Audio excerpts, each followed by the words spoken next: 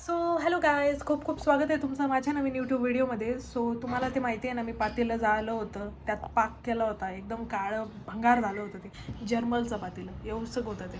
तर मग ते आज मला आहे ना एकदम पांढरं शुभ्र करायचं आहे, ठीक आहे. आणि जर ते शुभ्र झालं, एकदम एकदम पांढरं कोरं झालं, तर मग आज मी माझ्या नवऱ्याला एकदम गोडधोड खायला देणार आहे, ठीक आहे.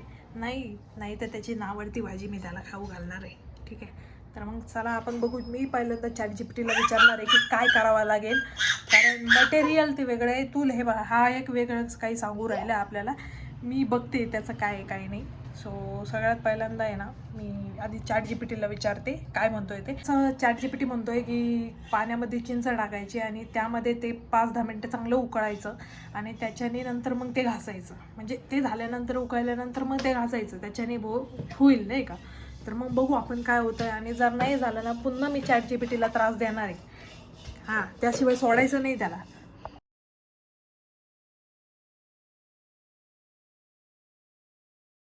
आणि आता मी ते ठेवलेलं आहे गॅसवर. तो 5-10 मिनटानंतर मग आपण ते घासू, बघू की खरं होतं आहे की नाही. नंतर मग मी पुन्हा विचारेल, जर नाही झालं तर मग ChatGPTला.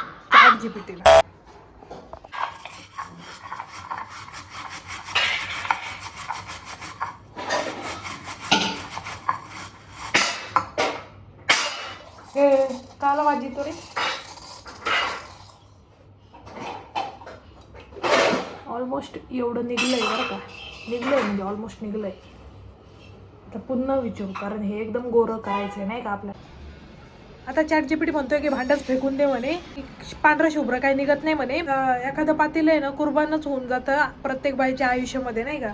तर मग भांडंच फेकून द्यावं लागेल म्हणे, याचा काही उपयोग व्हायचा नाही म्हणे. मी म्हटलं असं कसं भांडं फेकून देणार आहे हो मी नाही का. तर मग म्हटलं की मी ना त्याला पांढरा शुभ्र करीन, चाकूनी घाशीन, चाकूनी. समजलं का.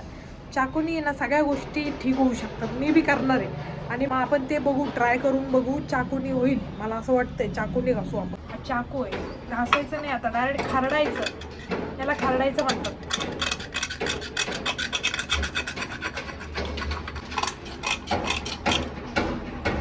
अवघड आहे जरा हे बरं का.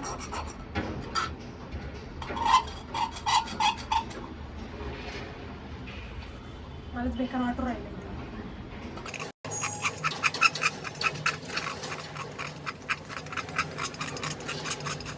निघतंय काहीतरी करून मी आज याला गोळा करणारच आहे. थांबायचं नाही, काही कुठाने करीत राहायचं. हां, एक कचकच आवाज यायला लागलाय. मला असं बेकार वाटायला लागलं, ॲलर्जी सारखं होऊ राहिलं मला. ॲलर्जी. कठीण परिश्रम लागताय त्याला.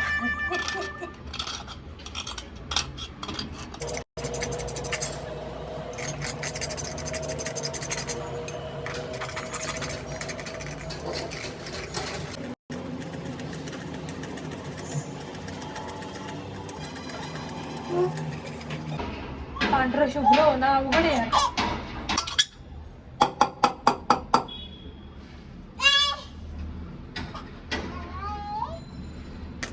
अरे कपडे खराब झाले माये. नवऱ्याला असंच गोडधोड खाऊ घालू, जाऊ दे. हे भरपूर काढलंय, म्हणजे ऑलमोस्ट मी थोडंसंच राहिलेलं आहे. याच्या पुन्हा भिजवू का चिंचाच्या पाण्यात. परत मला लय काटा आला. बाकीची कामं वाट बघताय आपली. सगळ्यात पहिल्यांदा हे गाजर आहे, याचे ना तुकडे केले होते मम्मीनी, तर तेच मिक्सरमधून काढलेत. म्हणजे किसलेले नाही आहेत, ठीक आहे. हे ना आधी ना याचे ना छोटे छोटे तुकडे केले आणि नंतर हे मिक्सरमध्ये फिरवलेत आणि नंतर मग हे असं दिसतंय. कोणते किसत बसणार.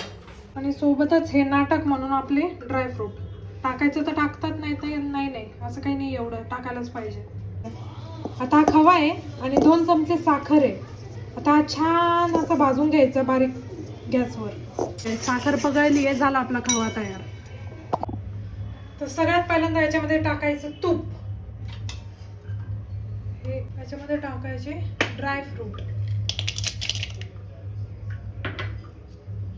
हे थोडेसे भाजून घ्यायचे, चांगले भाजून घ्यायचे. ड्रायफ्रूट आहे ना, जायचे नाही ड्रायफ्रूट. काढून घ्यायचे मस्तपैकी. आता याच्यामध्ये टाकायचं आहे आपला गाजर. गाजर टाकायचं आहे. चांगला हलवायचे, कारण हलवा आहे ना तो. हलवायचा. आता साखर टाकू थोडी. साखर अंदाजे टाका. तुम्ही जर डाएट वर असले तर टाकूच नका. हलवत राहायचंय. हलवामध्ये हलवण्यालाच महत्व आहे, कारण हलवायला काही नाही. आपल्या हलवाकडे या, तुम्ही इकडे लक्ष द्या, मी काही बोलते. आता याच्यामध्ये टाकायचे आहेत तुमच्याकडचे ड्रायफ्रूट आणि हा खवा आपण टाकून द्यायचा आहे. काही नाही, ते सगळं टाकायचं, घाबरायचं नाही. आणि ही इलायची पावडर, ही पण द्यायची, थोडी टाकायची.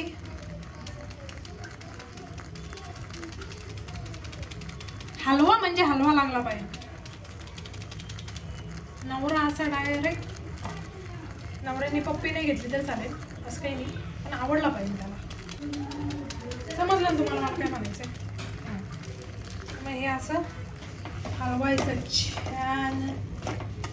छान हलवायचं.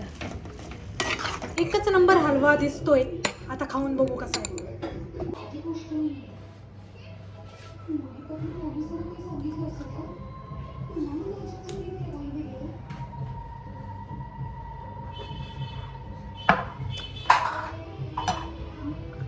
एकच नंबर.